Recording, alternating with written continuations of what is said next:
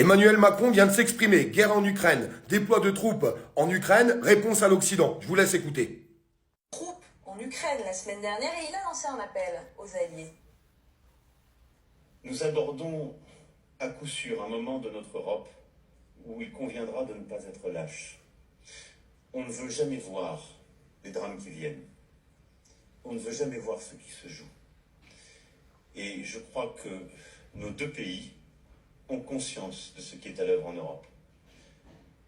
Du fait que la guerre est revenue sur notre sol, que des puissances devenues inarrêtables sont en train d'étendre la menace, chaque jour de nous attaquer nous-mêmes davantage. Et il nous faudra être à la hauteur de l'histoire et du courage qu'elle implique. Ce sera aussi notre responsabilité aux uns et aux autres. Et c'est cela aussi que je suis venu bâtir. Il n'y a que les personnes qui ne veulent pas admettre la vérité. Il est en train de répondre à l'Occident en disant on ne doit pas être lâche. Donc il traite l'Occident de lâche si on n'envoie pas de troupes en Ukraine. Parce que rappelez-vous, le discours il est autour de tout ça. Il explique que la guerre est arrivée sur notre territoire. Il y a la guerre en France. Allô, allô, quelle guerre?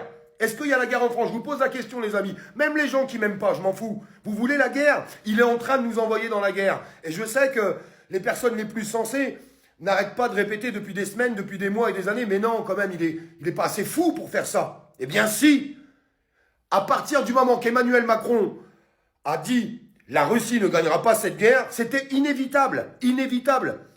L'armée russe, il les fabrique pas dans des usines, hein, les soldats. Hein. Donc forcément, on allait en arriver là. Au lieu de dire « il faut trouver un traité de paix et trouver des accords avec la Russie et l'Ukraine », non, il veut la guerre. Les gens qui ne veulent pas l'accepter, je suis désolé pour vous. Je suis désolé pour vous. Tant qu'il tiendra ce discours, et il est en train de l'amplifier ce discours, on va tout droit dans une guerre.